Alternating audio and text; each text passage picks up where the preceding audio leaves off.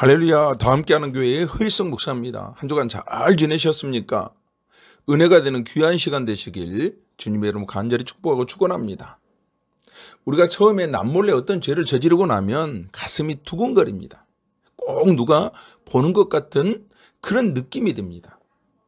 그러나 그것도 거듭되다 보면 만성이 되어 아무렇지도 않은 것처럼 느껴집니다. 처음에 죄를 지을 때는 두렵고 괴롭고 아프지만 두세 번만 죄를 짓다 보면 면역이 된다는 말씀입니다. 다시 말씀드려서 죄에 대해서 둔감해지기 시작하는 것입니다.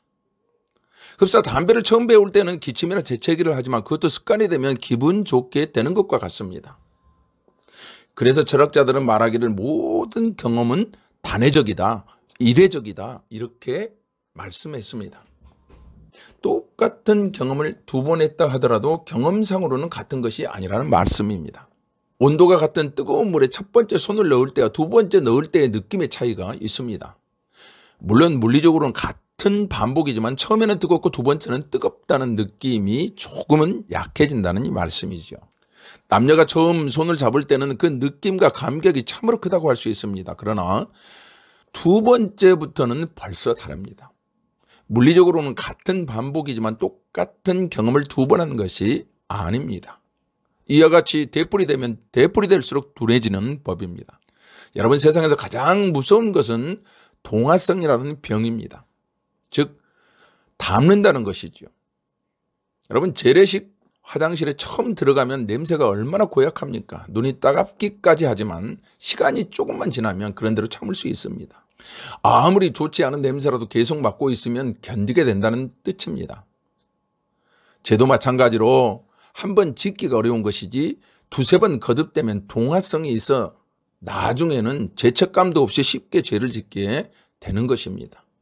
자꾸 면역이 되면 불감증 환자가 되어버립니다.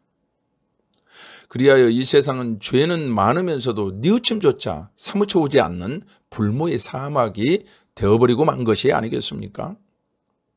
어떤 사람이 빈정댑니다. 죄가 무겁다 하는데 도대체 얼마나 무거운 것이냐?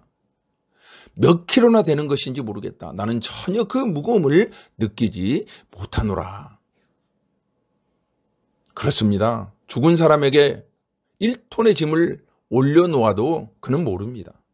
이와 같이 죄로 말미암아 영원히 죽어 있으면 우리는 죄의 무게를 느낄 수 없다는 것입니다. 사랑하는 성도 여러분, 빛으로 나아갈수록 자신의 죄를 더 깊이 알게 되는 것입니다. 촉광이 높은 빛 아래에 있을수록 사물의 전모를 잘 볼 수 있듯이 그리스도 안에서 양심이 맑아지면 자기를 그리스도께 비춰볼수록 전에 보이지 않던 자신의 죄와 허물을 더 깊이 깨달을 수 있게 됩니다. 어떤 사람이 한상 가운데 심판대의 모습을 보았다고 합니다.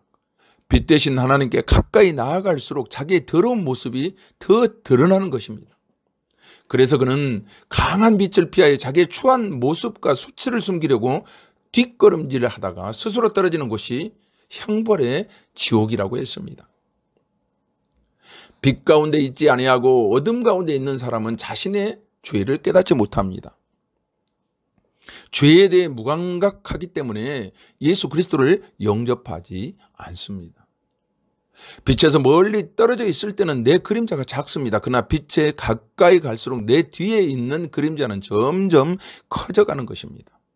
이와 같이 우리가 하나님으로부터 멀리 있을 때는 그런대로 우리의 자랑을 내세울 수 있을지 모르겠습니다. 실제로 자기를 내세우며 자랑하는 사람들이 세상에는 많습니다. 나만한 사람도 세상에 드물다고 스스로를 드러내는 사람들이 많이 있지요. 그러나 그리스도의 빛에 다가서게 되면 그런 자랑을 할 수 없게 됩니다.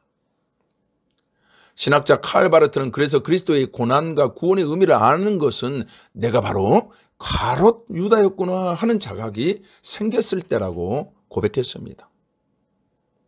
나는 누구이며 내 존재는 무엇입니까? 사랑하는 성도 여러분, 여러분 누구이며 여러분의 존재의 이유와 가치는 무엇입니까? 어디까지가 당신입니까? 어디까지가 진실입니까? 어디까지가 사실입니까? 의인인 내가 지금 실수를 하고 있는 것입니까? 시편 1편 5절 말씀해 보니까 다윗은 자신이 죄악 중에 출생하였다고 고백합니다. 그러므로 자기의 죄는 본질적이요 본래적이며 근본적이라고 말하고 있는 것입니다. 그는 죄의 뿌리를 알고 있었어요. 그는 오늘 지은 죄가 결코 우연이 아니라는 것을 그는 고백하고 있는 것입니다. 우리는 흔히 사과하고 회개한다고 하면서 나는 본래 그런 사람이 아닌데 그만 깜빡 실수해서 그렇게 되었노라고 하면서 사실을 부정하곤 합니다. 본래 그런 죄를 지을 사람이 아니라는 말입니다. 여러분, 그게 무슨 회개입니까? 다윗은 유부녀를 취했습니다. 그리고 그 남편을 죽였습니다. 이렇게 죄를 지어놓고 자기가 실수한 거라고 말하지 않습니다. 누구 때문이라고 책임을 돌리지 않습니다. 단 한 번도 밧세바를 원망하는 이야기도 없습니다. 전적으로 자기의 죄라고 고백합니다. 이것은 다윗에게는 겸손과 용기였다는 것을 우리에게 보여주고 있습니다. 그의 회개는 결코 저주를 두려워하는 비겁한 회개가 아니었습니다. 사랑하는 성도 여러분, 우리의 모습을 깨끗한 거울에 비춰봅시다. 우리의 상태의 표준자가 되는 하나님의 말씀에 재어봅시다. 베드로는 전능하신 주님 앞에 설 때에 주님, 나에게서 떠나주십시오. 나는 죄인입니다. 누가복음 5장 8절에 이렇게 고백했습니다. 사도 바울은 하나님을 배울 때 이렇게 고백했습니다. 오라 나는 공고한 사람이라 이 사망의 몸에서 누가 나를 건져내랴. 또한 이사야는 이사야서 6장 5절 말씀에 재앙이 나에게 닥치겠구나. 이제 나는 죽게 되었구나. 나는 입술이 부정한 사람인데 입술이 부정한 백성 가운데 살고 있으면서 만군의 주님을 뵙다니. 사랑하는 성도 여러분, 하나님이 나를 꾸짖으시면 그것은 심판입니다. 다른 사람이 나를 나무라면 그것은 비판입니다. 그런데 나 스스로 뉘우치면 그것은 회개인 것입니다.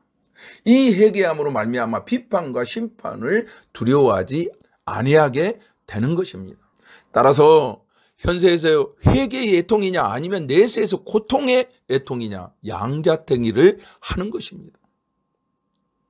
사랑하는 성도 여러분, 죄 때문에 긴장하시길 바랍니다. 그리고 느껴지시면 바로 고백하시길 바랍니다. 바로 이 시간 주님은 우리의 허물과 죄를 용서해 주실 것입니다. 그리고 용서함 받은 자로서의 그 기쁨과 평안을 누리면서 사시길 주님 여러분 간절히 축복하고 축원합니다. 어느 교회의 문에 이런 글귀가 있었다고 합니다. 죄 없는 이는 아예 집으로 돌아가세요. 우리 교회에 나올 필요가 없겠습니다. 그대는 그냥 천국으로 직행하시기 바랍니다.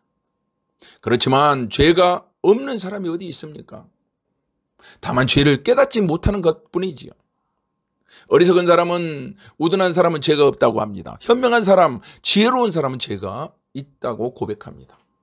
그러나 거룩한 사람은 죄가 아주 많다고 고백하는 것입니다. 그렇게 느끼는 것입니다. 아무리 중한 자라도 자기 스스로 환자임을 알지 못하면 의사를 찾지 않게 되는 것입니다. 병을 인정해야 치료가 시작되는 것입니다. 아픈 사람에게 병원에 가자고 했더니 병이 나은 다음에 간다고 한다면 그처럼 어리석은 대답이 어디 있겠습니까? 예수님은 그래서 이렇게 말씀하셨습니다. 누가복음 5장 31절부터 32절 말씀해 보니까 건강한 사람에게는 의사가 필요하지 않으나 병든 사람에게는 필요하다. 나는 의인을 부르러 온 것이 아니라 죄인을 불러서 회개시키러 왔다. 아멘. 우리가 아직 죄인이었을 때에 그리스도께서는 우리를 위하여 죽으셨습니다. 이리하여 하나님께서는 우리에게 대한 자기의 사랑을 실증하신 것입니다. 사랑하는 형제 자매 여러분, 오늘 우리는 이 시간 우리의 죄를 고백하시길 원합니다. 지난 한 주간 동안에도 얼마나 많은 죄 가운데서 비비고 살았습니까? 굴뚝 청소한 소년들 같습니다. 그런데도 죄의 무거움을 모르고 살고 있다면 그것은 오히려 영혼이 죽어 있다는 증거가 아니겠습니까? 어둠 속에 있다는 증거가 아니겠습니까? 자신이 죄인임을 아직 알지 못하는 것은 그가 어둠에 거하는 자임을 스스로 인정하는 것입니다. 그래서 루터는 죄인에 대한 자기의 최종 증거는 그가 끝까지 자기 죄를 깨닫지 못하는 것이라고 했고, 파스칼은 두 종류의 인간이 있는데 곧 자기를 죄인이라고 생각하는 의인이 있고 자기를 의인이라고 생각하는 죄인이 있다고 했습니다. 사랑하는 성도 여러분, 모든 사람은 다 잘못할 수 있습니다. 그러나 자기의 허물을 끝내 고집하는 자야말로 참으로 잘못하고 있는 자라, 이렇게 말씀드릴 수 있습니다. 이탈리아 나폴리의 부왕으로 유명했던 오스나 총독이 한때 바르셀로나의 제수선을 손시했을 때의 일입니다. 총독이 제수 한 사람에게 어떤 경위로 이처럼 감옥에 들어오게 되었는지 물었습니다. 그랬더니 제수들은 모두 이 기회를 놓쳐서는 안 되겠다는 생각을 했던지 눈물 흘리며 자기의 무죄를 호소했습니다. 그런데 그중 단 한 사람만은 대답을 하지 못하고 울고만 있었습니다. 그래서 총독은 이상히 여겨 다시 물었습니다. 너는 어찌된 일이냐? 이때 그는 이렇게 대답했습니다. 저는 다른 사람들과 달리 정말 제가 범한 죄 때문에 이곳에 살지 않으면 안 될 몸입니다. 실은 작년에 뜻하지 않은 재난으로 저희 식구들은 하루에 3끼니의 밥을 제대로 먹지 못할 형편이 되었습니다.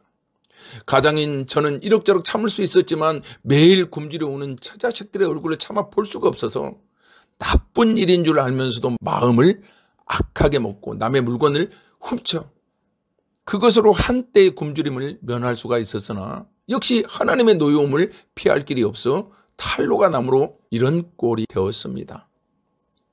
조금만 더 마음을 굳게 가졌다면 도둑질은 하지 않았을 것인데 이렇게 후회가 되어 눈물이 납니다. 이 말을 듣고 있던 총독은 자기가 갖고 있던 지팡이로 그 죄인의 잔등을 후려치면서 말했습니다. 이 밉살스러운 놈 같으니 지금 내가 듣자 하니 이 배를 타고 있는 사람들은 모두 무지한 사람들인데 너 한 놈만이 죄인이라니 하늘이 두렵지 않는 이 고약한 놈이로구나. 이런 자를 무지한 자들과 함께 둔다는 것은 하나님께 죄송한 일이니 당장 이 자리에서 나가거라. 이렇게 호통치면서 그를 밖으로 내보냈습니다. 자기의 죄를 깨닫고 반성하는 죄인을 남몰래 해방시켰던 것입니다. 사랑하는 형제 자매 여러분, 오늘 이 시간 하나님 앞에 나는 죄인입니다. 이렇게 고백하시고 이제는 우리 마음속에 있는 모든 고통과 슬픔과 아픔 가운데 자유함을 얻으시고 또한 우리가 그렇게 죄인임을 인정할 때 주님이 용서한다는 사실을 다시 한번 기억하시고 오늘 이후로 내가 죄인임을 깨닫고 그리고 그 죄 가운데 자유함을 얻고 평안함을 얻는 우리 믿음의 길 형제 자매 여러분 되시길 주님 여러분 간절히 축복하고 축원합니다.